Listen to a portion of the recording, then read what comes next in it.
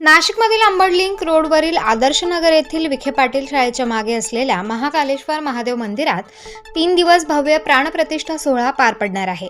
25 मार्च रोजी या प्राणप्रतिष्ठा सोहळ्यास सुरुवात होत असून 3 दिवस चालणाऱ्या या सोहळ्याची विविध उपक्रमांनी 27 मार्च रोजी सांगता होणार आहे। या प्राणप्रतिष्ठा सोहळ्यानिमित्त विविध कार्यक्रमांचे आयोजन करण्यात आले आहे। तसेच या सोहळ्यास नाशिककरांनी मोठ्या संख्येने उपस्थित राहावे असे आवाहन अध्यक्ष कैलास अहिरे, उपाध्यक्ष चिंतामण शेवाळे, खजिनदार राजेश मोहिते आणि इतर पदाधिकाऱ्यांनी केले आहे। याबाबत अधिक माहिती हरिभक्तपरायण राम महाराज गणेशकर आणि कालेश्वर महादेव मंदिर समितीच्या वतीने भारत वाघ यांनी दिली आहे। महायोग पीठितटे भीमरथ्याम वरम पुंडरिकाय दातो मुनिंद्रै समागती तिष्ठन्तमानंद कंदम परब्रह्मलिंगम भजे पांडुरंगम।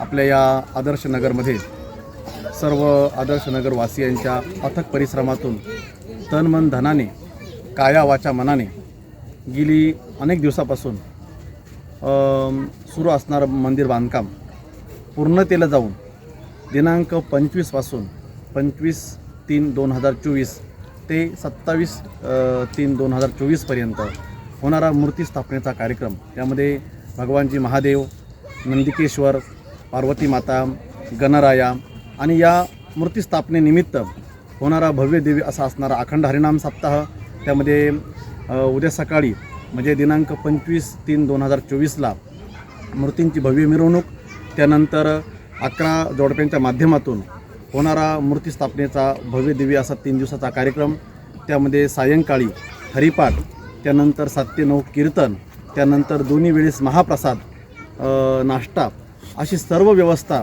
येथील आदर्श नगरमधील श्री महाकालेश्वर महादेव मंदिर समिती यांनी 3 दिवसाचा हा हे भव्य दिव्य असं नियोजन केलेलं आहे। या न्यूजच्या माध्यमातून मी संपूर्ण नाशिकवासियांना विनंती करू इच्छितो की आपण सर्वांनी दिनांक 25 पासून 27 पर्यंत होणारा हा कीर्तन महोत्सव, नाम उत्सव, त्याचप्रमाणे मूर्ती स्थापनेचा उत्सव, या उत्सवासाठी आपण सर्वांनी आवर्जून आपल्या सर्व सदस्यांसह किंवा घरातील सर्व व्यक्तींसह आपण आवर्जून महाप्रसादासाठी, कीर्तनासाठी, भजनासाठी, भोजनासाठी आपण सर्वांनी उपस्थित राहून या कार्यक्रमाचा आनंद द्विगुणित करावा अशी महाकालेश्वर सप्ताह समिती, त्याचप्रमाणे मूर्ती स्थापना समिती आपल्या सर्वांना विनंती करत आहे। आणि निश्चितपणे आपण या विनंतीला मान देऊन निश्चित या कार्यक्रमामध्ये आपण दुग्ध शर्करा योग घडून आणाल आणि या कार्यक्रमासाठी आपण सर्वजण याल अशी मी आपल्या सर्वांना विनंती करतो। आणि त्याचप्रमाणे या कार्यक्रमाच्या माध्यमातून अनेक संत महात्मे, त्याचप्रमाणे राजकीय, सामाजिक, शैक्षणिक क्षेत्रातील सर्वच मान्यवर या कार्यक्रमासाठी उपस्थित राहणार आहेत।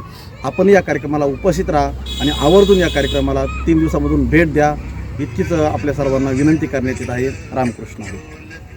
नमस्कार। आज महाकालेश्वर महादेव मंदिर प्राणप्रतिष्ठा सोहळ्याच्या पूर्वसंध्येला आमचे सगळे संत, महंत, परिसरातील सर्व ज्येष्ठ नागरिक सर्व इथं उपस्थित झालेले आहेत।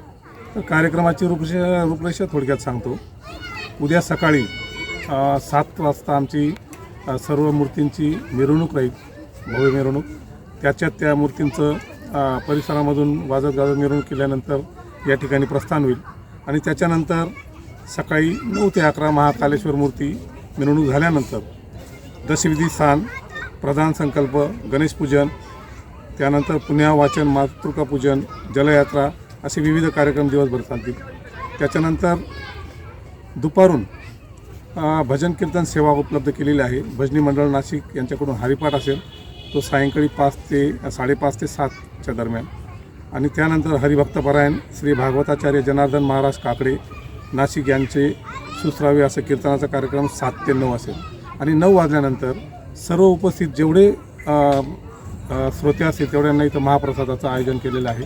महाप्रसादाचं आयोजन पूर्ण झाल्यानंतर, महाप्रसाद झाल्यानंतर आजच्या म्हणजे उद्याच्या दिवसाचा कार्यक्रम संपेल। पुन्हा 26/3/2024 रोजी मंगळवारी सकाळच्या सत्रामध्ये जे गुरुजी आलेले असतील त्यांच्या शक्तिसूक्तपाठ, प्रधान संकल्प, प्रातपूजन, शांतीपूजन, हवन, मूर्तिपती लोकपण, हवन अशा पद्धतीचे सगळे विविध संस्कार केले जातील।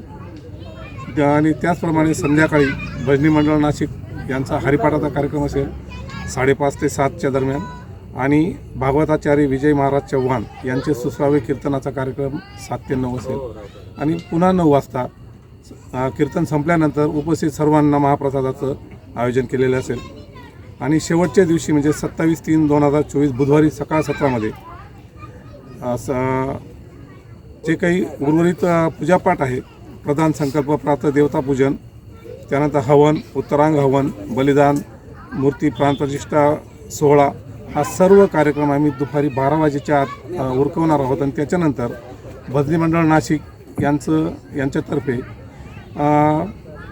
रामायणाचार्य हरिभक्तपरायण श्री रामदास महाराज गणेशकर यांचे 3 ते 5 असं सुश्राव्य कीर्तनाचा कार्यक्रम असेल. 5 वाजल्यापासून पूर्ण नाशिक शहरातील आणि आलेल्या सर्व शिवभक्तांना भव्य असा महाप्रसादाचं आयोजन केलेलं आहे. त्या महाप्रसादामध्ये जितके आमची अपेक्षा आहे की जेवढे लोक इथं येतील सर्वांनी इथून महाप्रसादाचा आस्वाद घ्यावा आणि सर्वांनी या कार्यक्रमाला हजेरी लावावी, उपस्थिती लावावी. कारण ह्या अशा कार्यक्रमांची आजकाल खूप गरज आहे. लहान मुलं किंवा तरुण मोबाईलच्या संपर्कात येऊन भरकटत चाललेली पिढी दिसते आहे आणि म्हणून आज आपल्याला या संस्कारांची खूप गरज आहे.